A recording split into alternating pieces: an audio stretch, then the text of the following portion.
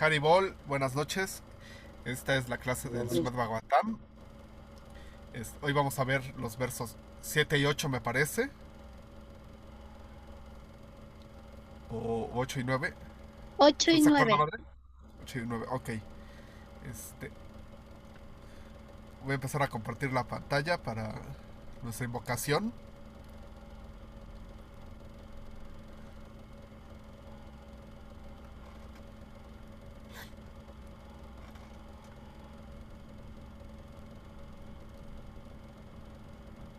Disculpen si me oigo un poco extraño. No estoy bien de la garganta, así que disculpen si me oigo mormado. Aquí vamos. Om Purnam Adaha Purnam Idam Purnat Purnam Udachyate Purnasya Purnam Adaya Purnam Evavasisyate. ¿Alguien que quiera leer el significado en español? La traducción, perdón. La completa personalidad de Dios es la totalidad completa, o sea, la verdad absoluta suprema.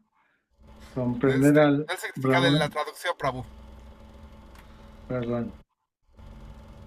Si la personalidad de Dios es perfecta y completa, y debido a que Él es completamente perfecto, todo lo que emana de Él, tal como este mundo de fenómenos, está perfectamente equipado como un todo completo.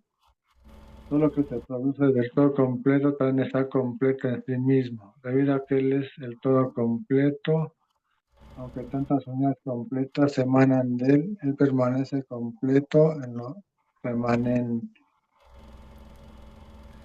Gracias, Prabhu Vidura. Entonces vamos ahora hacia a los, a los versos. Sa Pari Pariagak, Chukram, Akayam, Abraram, Asnaviram, Shudam, Apapa Vidam, Kabir, Manishi, Paribuja, Swayambur, Yatata Tiato, Ertan, Viadada, Chashbati Viaja, Samaviaja. Traducción por Srila Prabhupada aquí ya hay. Semejante persona debe realmente conocer al más grande de todos, quien es incorpóreo, omnisciente, intachable, sin venas, puro y libre de contaminación. El filósofo autosuficiente que ha cumplido los deseos de todos desde tiempo inmemorial. Significado. Esta descripción de la forma trascendental y eterna de la personalidad de Dios indica que el Señor Supremo no carece de forma. Él posee su propia forma trascendental, la cual es totalmente diferente de las formas del mundo terrenal. Las formas que poseen las entidades vivientes de este mundo están encarnadas en la naturaleza material y funcionan como cualquier máquina material. La anatomía del cuerpo material debe tener una constitución mecánica con venas y otras cosas. Pero el cuerpo trascendental del Señor Supremo no tiene tal cosa como venas. Aquí se afirma claramente que Él es incorpóreo. Y eso significa que no hay ninguna diferencia entre su cuerpo y su alma.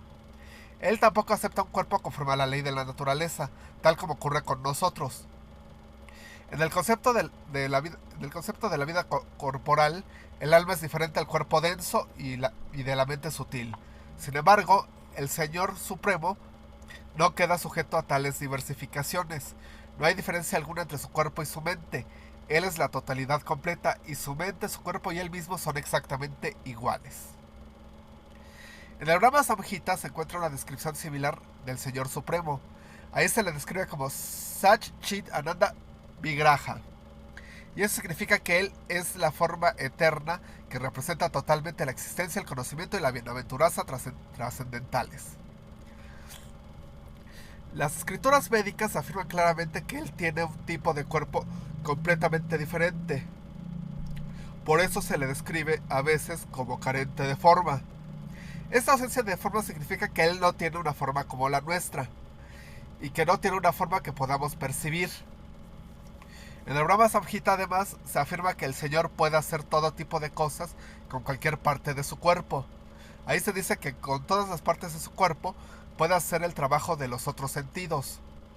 Esto significa que el Señor puede caminar con sus manos, aceptar cosas con sus piernas, ver con sus manos y sus pies, comer con sus ojos, etc. En los Shruti Mantras también se dice que aunque el Señor no tenga manos y piernas como las nuestras, posee un tipo diferente de manos y piernas con las que puede aceptar todo lo que le ofrezcamos y puede correr más rápido que cualquiera. Esos puntos quedan confirmados en este octavo mantra con el uso de palabras tales como Shukram, omnipotente. La forma adorable del Señor, Archa Vigraha, que es instalada en los templos por los acharyas autorizados, quienes han comprendido al Señor en términos del mantra 7, tampoco es diferente de la forma original del Señor. La forma original del Señor es la de Sri Krishna, y Sri Krishna se expande en un ilimitado número de formas tales como Baladeva, Rama, Nrisimha, Varaha, etc. Todas estas formas son la mismísima personalidad de Dios. En forma similar, el Archa Vigraha, adorado en los templos, es también una forma expandida del Señor. Por adorar al Archa Vigraha uno puede acercarse de inmediato al Señor, quien acepta el servicio del devoto a través de su energía omnipotente. El Archa Vigraha del Señor desciende a petición de los acharyas, los maestros santos, y actúa en la manera original del Señor en virtud de la energía omnipotente del Señor. Los tontos que no tienen conocimiento sobre el Sri Isopanishad ni los demás Shruti Mantras consideran que el Archa Vigraha que adoran los devotos puros está hecha de elementos materiales. Quizá los ojos imperfectos de los tontos o de los Kanishta Adhikaris vean esta forma como material. Pero esa gente ignora que el Señor, siendo omnipotente y omnisciente, puede transformar la materia en espíritu y el espíritu en materia, según sea su deseo. En el Bhagavad Gita, el Señor se lamenta por la condición caída en que se encuentran los hombres de poco conocimiento que consideran que el cuerpo del Señor es material, solo porque el Señor desciende como un hombre a este mundo material. Tales personas mal informadas ignoran la omnipotencia del Señor. Así, el Señor no se manifiesta en plenitud ante los especuladores mentales. Uno puede apreciarlo a Él solamente en proporción a lo que se haya entregado a Él. La condición caída de las entidades vivientes se debe por completo al olvido de su relación con Dios. Este mantra y también muchos otros mantras védicos, en este mantra y también en muchos otros mantras védicos, se afirma claramente que el Señor ha estado abasteciendo de provisiones a la entidad viviente desde tiempo inmemorial.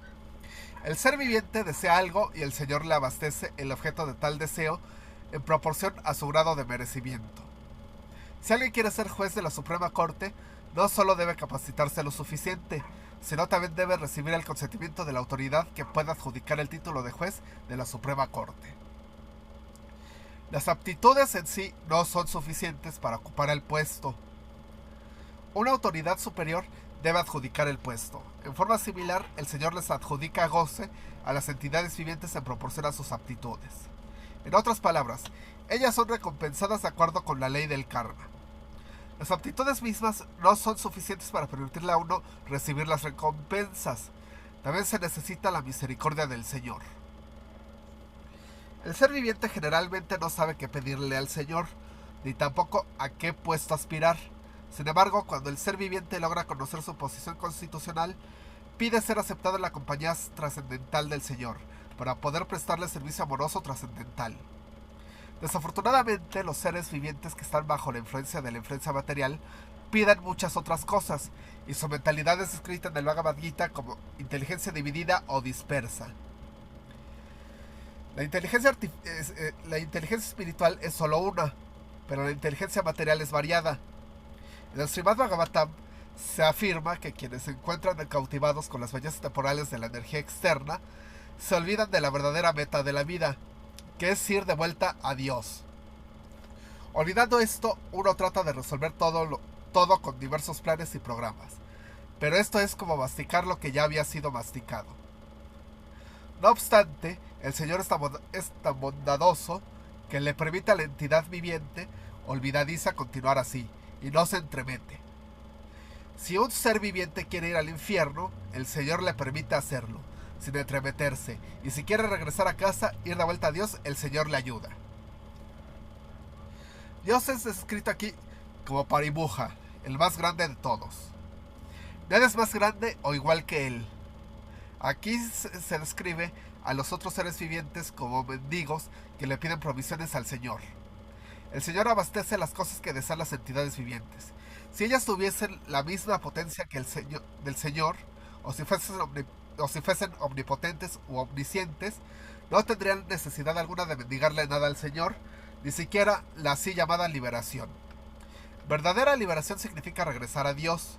La liberación que conciben los impersonalistas es un mito. Y mendigar para conseguir la satisfacción de los sentidos continuará eternamente hasta que el mendigo recupere su conciencia espiritual y comprenda su posición constitucional. Únicamente el Señor Supremo es autosuficiente cuando el Señor Krishna apareció en la Tierra hace 5000 años. Se manifestó plenamente como la personalidad de Dios mediante sus diversas actividades. En su infancia mató a muchos demonios poderosos, y no era posible haber adquirido semejante poder mediante algún esfuerzo externo. Él levantó la colina de Govardhan sin haber practicado el levantamiento de pesas. Él bailó con las gopis sin considerar las restricciones sociales y permaneciendo intachable. Aunque las gopis se le acercaron con sentimientos de amor conyugal, la relación entre las gopis y el Señor Krishna ha sido adorada incluso por el Señor Chaitanya, quien era un estricto sannyasi y un riguroso seguidor de las regulaciones disciplinarias. El Sixth Upanishad también describe al Señor como Shuddham, antiséptico, y como Apapa Vidam, profiláctico, o sea, puro y libre de toda contaminación. Él es antiséptico en el sentido de que incluso una cosa impura puede purificarse con solo tocarlo a él. La palabra profiláctico se refiere al poder que tiene su compañía. Tal como se menciona en el Bhagavad Gita, el devoto puede al principio parecer como un Sudurachara, desprovisto de buen comportamiento, pero se le debe aceptar como puro debido a que está en el sendero correcto. Esto ocurre gracias a la naturaleza profiláctica que brinda la compañía del Señor. El Señor también es Apapa Vidam, ya que el pecado no puede tocarlo. Aunque Él actúe de una forma aparentemente pecaminosa, esas acciones son totalmente buenas, pues Él no queda afectado por el pecado en ninguna circunstancia, puesto que en todas circunstancias Él es Shuddham, sumamente purificado. Es comparado frecuentemente con el sol. El sol extrae la humedad de muchos lugares intocables de la tierra, y a pesar de eso permanece puro. De hecho, purifica las cosas detestables en virtud de sus poderes esterilizadores. Si el sol es tan poderoso, a pesar de ser un objeto material, entonces difícilmente podemos empezar a imaginar la pureza y la fuerza que tiene el Señor Todopoderoso. ¿Algún comentario?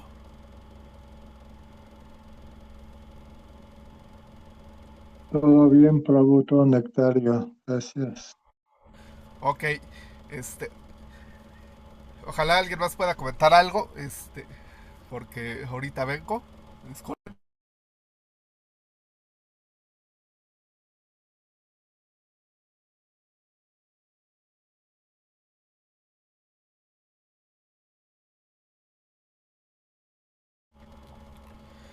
Ok, listo. Anda, Tamaha, Pravishanti, Yevidiam, Upásate, Tatobuya, Ibatetamo, Yahoo, Vidyayam, Rataha. Aquellos que cultivan las actividades decentes entrarán en la religión más oscura de la ignorancia. Aún peores son los quienes cultivan el así llamado conocimiento. Este mantra ofrece un estudio comparativo entre Vidya y Avidya. Avidya, la ignorancia, es indudablemente peligrosa, pero Vidya, el conocimiento, es todavía más peligroso cuando es incorrecto o proviene de una mala fuente. Este mantra del Sri Upanishad es más aplicable en la actualidad que en ninguna otra época. La civilización moderna ha progresado considerablemente en el campo de la educación de las masas, Pero el resultado es que la gente es más infeliz que nunca debido a que se hace hincapié en el progreso material, excluyendo así el aspecto espiritual, que es la parte más importante de la vida. En lo que concierne a Vidya, el primer mantra ya ha explicado muy claramente que el Señor Supremo es el propietario de todo lo que hay, y al hecho de olvidar esta realidad se le llama ignorancia. Entre el hombre olvide más esta realidad sobre la vida, más se encontrará en la oscuridad. En vista de eso, es más peligrosa una civilización atea encaminada hacia el supuesto progreso de la educación que una civilización en la que las masas sean menos avanzadas materialmente.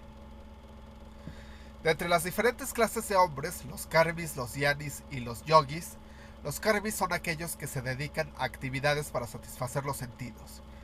Casi el 99.9% de la gente en la civilización moderna está dedicada a actividades para satisfacer los sentidos bajo las banderas del industrialismo, el desarrollo económico, el altruismo, el activismo político, etc.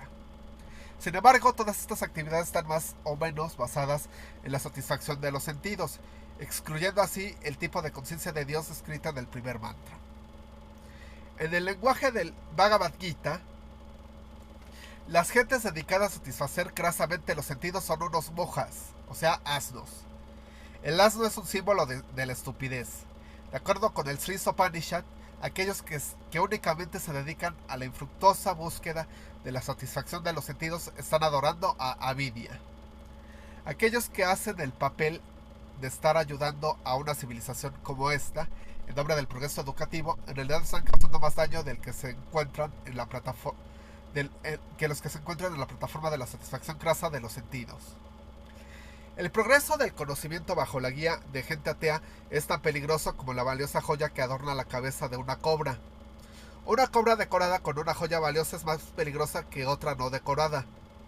En el Hari Bhakti Sudodaya se compara el progreso que hacen los ateos en el campo de la educación con las decoraciones que hay en un cadáver. En la India y en muchos otros países, alguna gente sigue la costumbre de conducir una procesión con un cadáver decorado, el cual se organiza para complacer a los afligidos parientes. En el mismo sentido, la civilización moderna es un remiendo de actividades hechas para ocultar los perpetuos sufrimientos causados por la existencia material. Semejantes actividades tienen como meta la satisfacción de los sentidos, pero por encima de los sentidos está la mente, y por encima de la mente está la inteligencia, y por encima de la inteligencia se encuentra el alma. Así que la meta de la verdadera educación debe ser alcanzar la autorrealización, la comprensión de los valores espirituales del alma. Toda educación que no conduzca a semejante comprensión debe ser considerada avidya, o sea, nesciencia. Al cultivar una nesciencia así, uno cae en la región más oscura de la ignorancia. De acuerdo con los Vedas, los educadores mundanos equivocados son llamados Vedavada Rata o Mahayaya Pahrita Gyana, o 3 Ashura Baba Ashrita, y 4 Naradama.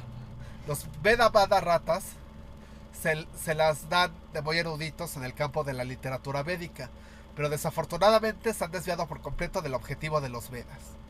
En el Bhagavad Gita se dice que el objetivo de los Vedas es conocer a la personalidad de Dios, pero estos hombres Vedavada Ratas no tienen ningún interés en la personalidad de Dios. Al contrario, están fascinados por los resultados fruitivos, tales como el ascenso de los cielos, etc.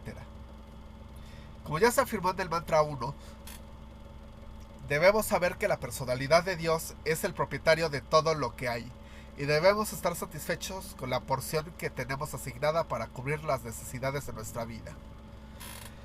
La finalidad de toda literatura védica es despertar esta conciencia de Dios dentro del ser viviente olvidadizo, y esta misma finalidad se presenta de diversas maneras en las diferentes escrituras del mundo para que la comprenda la humanidad tonta. En consecuencia, el objetivo final de todas las religiones es llevarlo a uno de vuelta a Dios. Pero la gente Vedavada Rata, en vez de comprender el significado de los Vedas, supone que cuestiones secundarias tales como lograr el placer celestial para complacer los sentidos cuyo anhelo es el primer motivo de su cautiverio material, son el fin último de los Vedas. Todas las personas extravían a otros al interpretar erróneamente la literatura védica. Ellos algunas veces incluso condenan a los Puranas, que son explicaciones védicas auténticas hechas para el hombre común. Los Veda Ratas dan sus propias explicaciones sobre los Vedas, rechazando la autoridad de los grandes maestros, los acharyas. Ellos también tienden a elevar a alguna persona inescrupulosa de entre ellos mismos y proclamarla el exponente principal del conocimiento védico. Este mantra condena en especial a los semejantes hombres con la palabra sánscrita Vidya Rata, la cual es muy apropiada. Vidya significa Veda, porque el Veda es el origen del conocimiento y Rata significa dedicado. Así, Vidya Rata significa dedicado al estudio de los Vedas. Aquí se condenan los así llamados Vidyaratas, debido a que desconocen el verdadero propósito de los Vedas, por haber desobedecido a los acharyas. Estos Veda-Vada-Ratas están acostumbrados a encontrar significados en todas las palabras de los Vedas, que se adapten a sus propias intenciones. Ellos ignoran que la literatura védica no es una colección de libros ordinarios y que es solo comprensible a través de la cadena de la sucesión discipular. Uno debe acercarse a un maestro espiritual fidedigno para poder comprender el mensaje trascendental de los Vedas. El Katha Upanishad lo ordena así. Sin embargo, estos Veda-Vada Ratas tienen su propio acharya que no pertenece a la cadena de sucesión trascendental. Ellos se encaminan así a la región más oscura de la ignorancia por haber interpretado erróneamente la literatura védica. Ellos caen aún más en la ignorancia que quienes carecen absolutamente de conocimiento sobre los Vedas.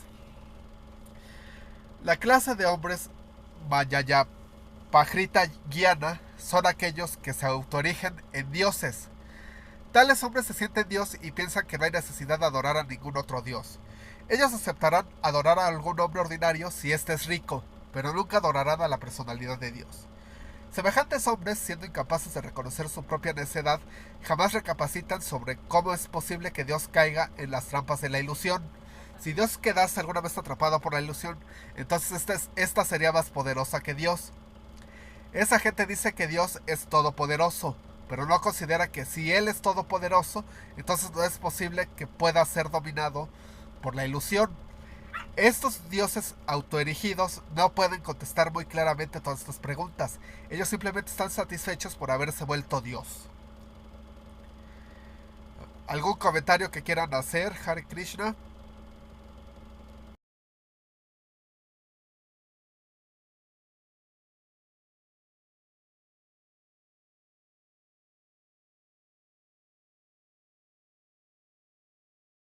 Hare Krishna, buenas noches. Buenas Pues noches, madre. importante instrucción que nos están dando las escrituras, porque de repente nos sentimos muy animados al estudio de los Vedas, pero siempre hay que tener en cuenta la primera instrucción, que es llevar a cabo todos nuestras actividades y nuestros servicios bajo la instrucción de un maestro espiritual. Y de esta manera evitamos estas situaciones de llevar nuestro avance en conocimiento, digamos, por el lado pues aunque sean escrituras védicas, llevarlos por el lado del materialismo, de querer abarcar más en el conocimiento y egoístamente sentirme que puedo manejarlo. Pues ahí, así como decía la explicación del verso, es tremendamente peligroso, tanto para nosotros mismos como para las personas que nos rodean, porque cuando tenemos esta visión, tratamos de compartirla y de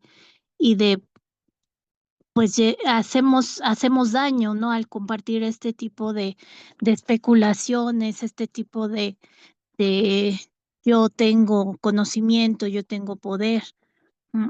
Entonces, sí es muy importante seguir el camino, seguir el estudio, seguir el conocimiento, pero a través de el cuidado y la protección de un maestro espiritual que nos cubra de este peligro de enseñorearnos con un posible conocimiento que todavía no podemos manejar.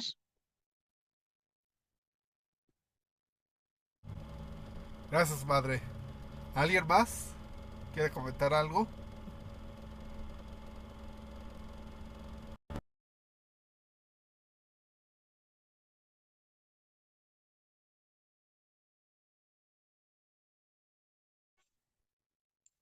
Haribol, un comentario. Haribol, Prabhu. Om Gyana Timirandasya Gyanangyana Salakaya Chaksurmitam Jana Tasmai Shri Gurave Namaha Vanchakalpatarubhyascha Kripa Sindhuvyavacha Patitanam Pavanavebhyo Vaishnavebhyo Namo Namaha.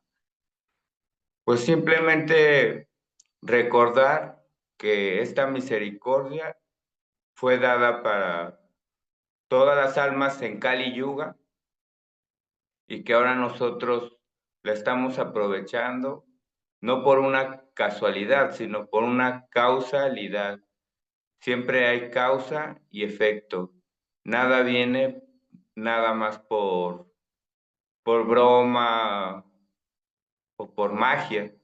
Todo lo que nosotros ahora estamos sintiendo, percibiendo, es porque hicimos una acción en el pasado, lo cual nos está otorgando esta bendición, esta misericordia. Y si no la aprovechamos, no vamos a pasar de este cuerpo burdo, o ¿cómo se podría llamar? Enfermo, temporal, o sea que en realidad no vale nada, pero vemos que toda la gente se está vanagloriando por tener alguna opulencia, fama, fuerza, fortuna, conocimiento, belleza, y la más importante es la renuncia. Todos pueden tener un poco de todas las opulencias, pero de la renuncia casi nadie la posee y es la más importante.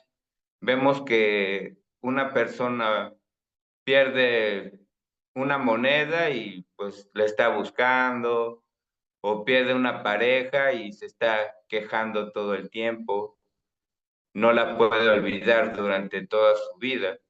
Y todo es debido a esa avidia, como llama el libro, que es la falta de conocimiento. Entonces nosotros, ahora que tenemos esta fortuna, tenemos que retransmitirla por medio de la sumisión. Entonces, si uno, como dice la madre Minashi, que si seguimos al pie de la letra el servicio, empezando por los principios, los 4 pilares de la religión, que vienen supeditados por cada acción, cada, por decir, sacrificio que estamos haciendo, porque en realidad estos son los sacrificios que se deben manifestar y que siempre han estado, pero que uno se ha confundido y ha tratado de hacer otras penitencias. Muchas vienen en el karma kanda, o sea, los Vedas tienen una parte que es acerca de la energía material, cómo crear riqueza, belleza, salud, y en teoría todo eso se puede usar, pero a favor del servicio. No es que uno salga de esa situación tan rápido, porque todos estamos inmersos en esta ilusión. Todos creemos que en realidad existimos, pero no existimos hasta que estamos haciendo el servicio, el sadhana, llevar los principios, tener buena amistad con los devotos. Mientras no tengamos esa relación, no va a haber una revelación de conciencia. Entonces se dice que la deidad está más viva que nosotros y nosotros solamente vemos dos muñecos, dos personajes, otros con diferentes formas y no le damos esa importancia. Pero en realidad ellos nos están observando y nos están analizando. Entonces, si nosotros les damos esa importancia, realmente vamos a ir a avanzar. Y todo lo que pase con ellos, con los devotos, es la realidad. Todo lo demás que hagamos, inclusive con nuestra familia, nuestros amigos, nuestros seres queridos, pues es como un sueño nada más. Otro sueño más. Podemos soñar y soñar, dormir, y siempre vamos a despertar con otra historia. Entonces esa historia tenemos que cambiarla de inmediato por la historia del servicio devocional. Y cuando a uno se le revele en el corazón, en el sueño, en la realidad, pues eso es algo íntimo que hay que valorar porque ya estamos conectados. Como se dice, aquí te conectas solo con el maestro, con los devotos. Entonces, si no te conectas, no vas a tener la seguridad de estar en este camino, en esta realización. Entonces, si nosotros estudiamos, aunque sea 40 versos del Bhagavad Gita, pero los estudiamos detenidamente, con eso podemos empezar a predicar. Y ya esa prédica va a hacer que nosotros avancemos continuamente, porque cada verso también está vivo. Las escrituras están vivas. Y si nosotros perdemos esa realización de tener esa conciencia, nunca vamos a pasar de, como decimos, del kinder o de la primaria. Entonces, cada verso, cada palabra en cada verso tiene varios significados. Entonces es muy importante que nosotros los entendamos, los recordemos y les demos el significado primeramente por la meditación de nuestro maestro. Entonces poco a poco vamos a ir realizando. Por ejemplo, tuvimos en el día de Srila Prabhupada la visita de un devoto nuevo. Entonces se le trató de explicar, pero ya al final no concretamos. Me gustaría dar y concretar esa clase que estábamos analizando, pero como ya no dio tiempo, ya no pudimos darle fin, bueno, no fin, sino una explicación concreta para que él se fuera con un poco más como de, no educación, sino de meditación, de que tuviera realmente el agradecimiento para con el maestro, básicamente, porque no fue, ahora sí que casualidad que el día de Srila Prabhupada llegara al templo, ¿no? Entonces le estábamos explicando acerca del vegetarianismo, de los veganos. Sabemos que sí tienen un corazón para con los animales, para con las otras entidades, y eso es el pilar de la misericordia. Entonces, podemos ser muy misericordiosos, pero eso no nos hace en sí devotos, ¿no? Entonces, por eso el verso que analizábamos, que habla acerca de ese ofrecimiento, Patram Puspam Phalam Toyam, Yome Bhakta Prajat Chata, Tadaham Bhakti Upahitam, Pazyato. Entonces, habla del Bhakti, de que si uno se conecta con su maestro, realmente está dando la interpretación, el agradecimiento y la realidad de ese boga que está ofreciendo. Y cuando lo ofrece, lo acepta por medio del maestro.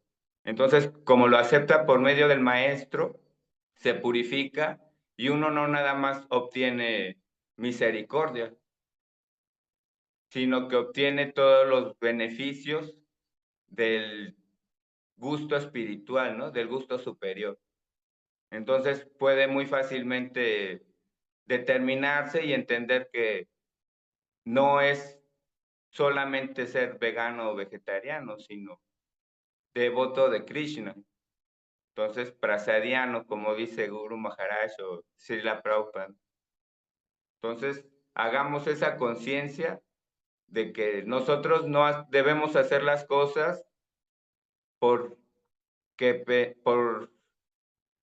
saber o tratar de entender que nosotros las estamos realizando, no. Las está haciendo Guru Maharaj, las está haciendo el Parampara. Como decía Prabhu Valmiki en la clase de la mañana, que viene una cadena de sucesión discipular, y a través de esa cadena nosotros podemos tomar esa energía y realizar ese servicio, pero solamente pensando y entendiendo que es a través de esa misericordia, no porque uno diga, pues yo soy el que hizo el esfuerzo y ahora puedo disfrutar o mantener esa conciencia. No, todo es por esa realización que nos está dando Krishna, Radharani, a través del devoto puro. Entonces, cuando uno se cree que es el devoto puro, pues es el más caído.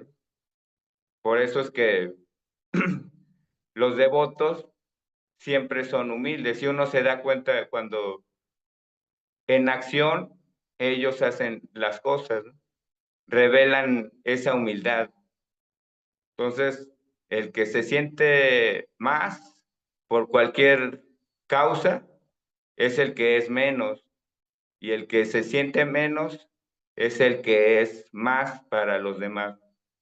Pero pues con el tiempo se va desarrollando esa conciencia, pero es muy importante que uno se agarre de los devotos que ya llevan más tiempo, y no es que tengan más tiempo y que, como se dice luego, que devoto mayor, no es que uno sea el devoto mayor, más bien el devoto mayor es aquel que ya entendió, no importa que lleve 1 año, 2 años, porque su servicio ya viene de vidas pasadas. Entonces, si ya lo está realizando, si él es humilde, enseña y aprende al mismo tiempo de los demás, sin esperar un agradecimiento, entonces ese es el devoto mayor, y no el que lleva 30, 40 años, pero que al final de cuentas se está enojando con todos o trata de imponer a los demás su propia realidad, ¿no? Porque no es realización, es realidad que pues no va con la idea de nuestra misión, bueno, esa es como la ley, ¿no? De jamás, nunca retroceder y jamás pelear, ¿no? Entonces, hagamos esa meditación, esa conciencia, y poco a poco vamos a revelar cada uno de los versos a favor de la gente descarriada. Se puede decir que el más del 99% de la gente está fuera de esta conciencia, ¿no? Todos están en conciencia animal, conciencia vegetal, conciencia de orgullo. Entonces, si uno, no importa que uno sea diferente y que seamos la minoría, lo que importa es que ya estamos dentro del ruedo y ahora hay que echarle todo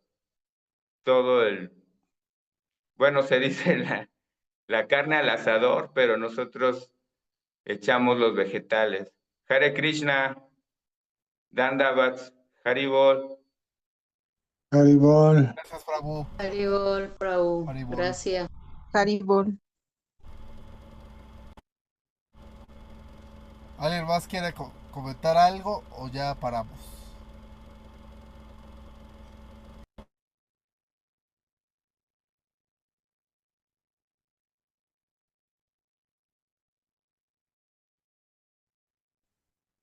Haribol, yo creo que ya concluimos para ir a descansar y mañana temprano tener el encuentro.